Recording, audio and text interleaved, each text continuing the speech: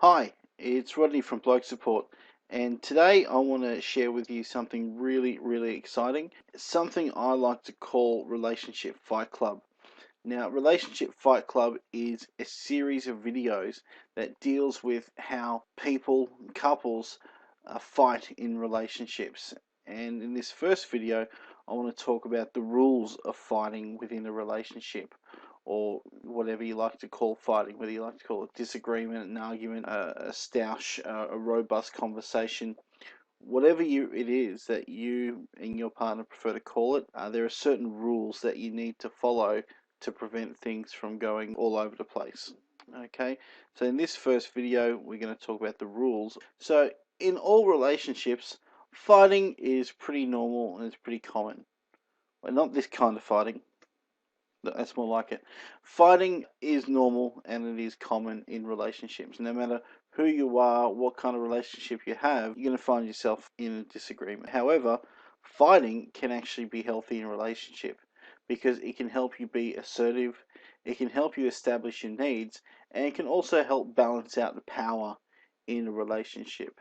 And that's not always the case, and in a lot of ways, fighting can be really unhealthy. It can cause considerable amounts of pain to both sides of the partnership, and even other what we like to call stakeholders in relationships, such as children. It can help lower your self-esteem, and it can also just end relationships. So how is it that we can still fight but not have all these unhealthy outcomes? How can we fight but in a healthy way? Well, how we do that is by following some simple rules when having these arguments. And so the first rule of Relationship Fight Club is you do not talk about Relationship Fight Club with biased third parties. This means you don't go out to your family and your friends and you talk about the fight and talk about what happened and give your side of the story. What happens is these people, because they're not unbiased, they're very biased, they're actually going to take sides, and they're going to take sides with whomever their person is. So if it's your family, they're going to take sides with you, obviously. If it's their friends, they're going to take sides with them, so on and so forth. And what this does is it creates an us and them situation.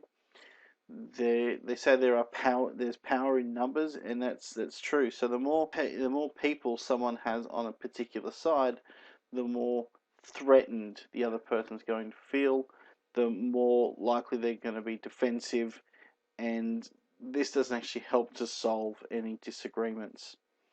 Okay, so if you do need to talk to people about fighting, I recommend you talk to people, third parties that are outside of the relationship who can actually take a neutral ground. So people like counselors or psychologists, if you need to make some certain decisions, mediators, people who can actually help walk you through the disagreement and actually help you come to a resolution. Okay, so the second rule of Relationship Fight Club is you need to stay on topic. If you're having an argument about money, for example, it's no good then bringing up a thread of the argument that involves not spending time at home, for instance. These are two very different topics. And this changing of topics is very typical of fighting in relationships, but it is not doing anything to resolve the original argument. These are two separate topics, two separate disagreements, and they need two separate processes, to actually resolve those. When you go from topic to topic, it's very easy to get to a stage where you think to yourself, hang on, what is it that we're actually fighting about? And you find you're actually just fighting for the sake of fighting and not actually fighting to come to a resolution. And this means the original disagreement is not resolved and is going to come back up later. So rule number 2, stay on topic. Now the third rule of Relationship Fight Club is to be no name calling, no teasing, no belittling, bullying, or general assholery. What this does, again, it takes things off topic and it moves it onto a personal level. When you do these things, the intention usually is to hurt the other person.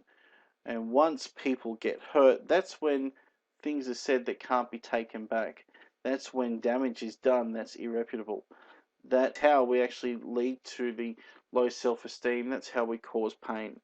So by refraining from name calling, teasing, mocking, belittling, all these general assholery things, we're going to keep the argument on topic. We're going to keep it non-emotional, and we're actually going to find a resolution rather than in the heat of the moment calling someone something and then you've done damage that you can't ever undo. Fourth rule of Relationship Fight Club is aim to come to a resolution, not to win an argument. I've said this a couple of times already, and I'm going to keep saying it again, but the aim should be to come to a resolution, to solve a problem. When problems are solved, that's when we won't be arguing about them.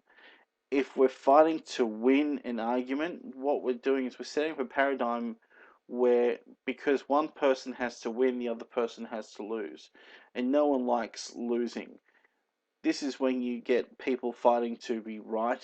This is when you get people fighting for the sake of fighting. People fighting to save face just so they don't say to themselves, well, I lost that fight. When you have a situation where one is the winner, one's the loser, it throws out the balance of power in a relationship, and the winner will obviously have more power over the loser, and this is not a good place for relationships to be in. When we have a relationship, we want the balance of power to be pretty much equal, because that's the way you're both going to feel validated, empowered, special. So always aim to come to a resolution of a problem. Okay, don't ever fight to win an argument, because in the end, no one will win. Fifth rule of Relationship Fight Club is listen to the other person and attempt to see their point of view.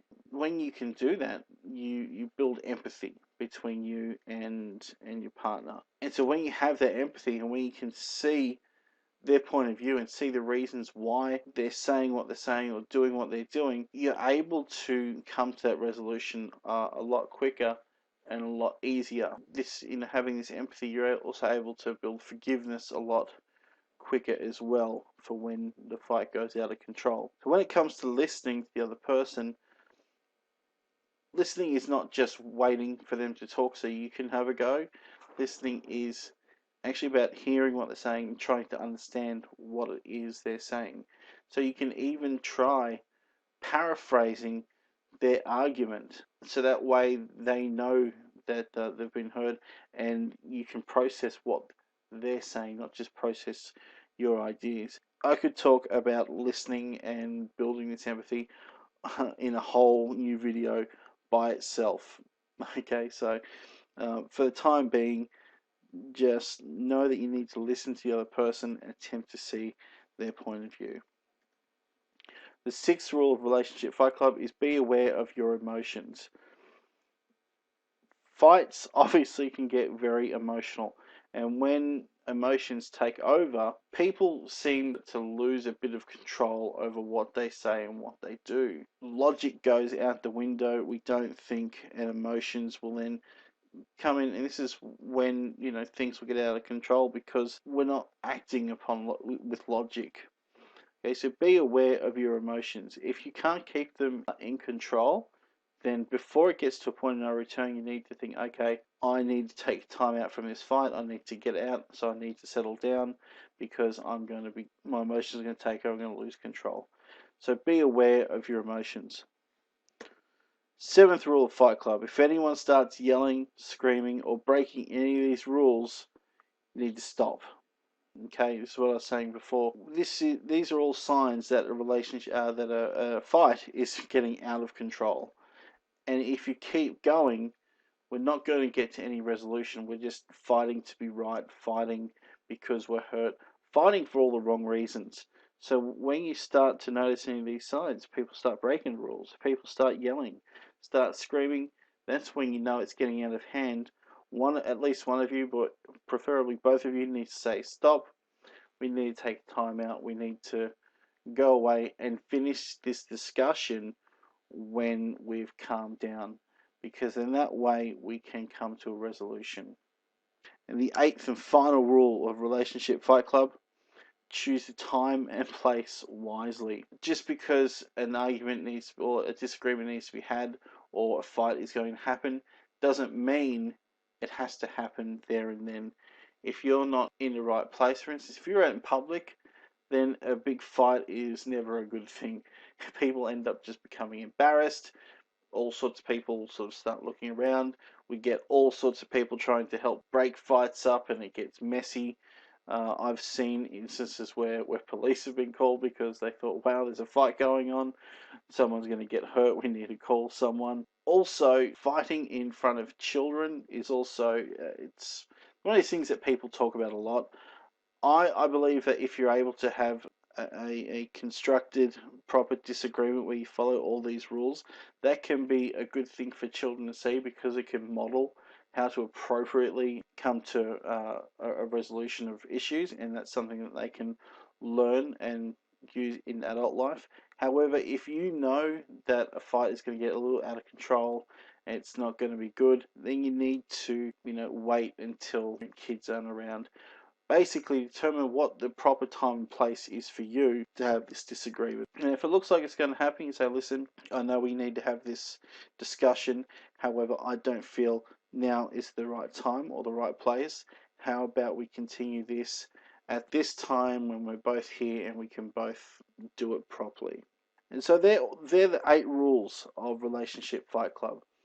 And if you follow these rules, next time you have a fight in your relationship, you will be able to have less of a fight and more of a constructive conversation, come to resolutions, and you're going to end up with a happier relationship in the end. Now, like I said, this is the first video in a series of videos of Relationship Fight Club, so stay tuned for the next one. In the meantime, you can come visit us at www.blokesupport.com.au. We've got all sorts of other free resources that can help you with relationships, anger management, stress, depression, and also workplace issues. You can also like us on Facebook, and you can also subscribe to our YouTube channel.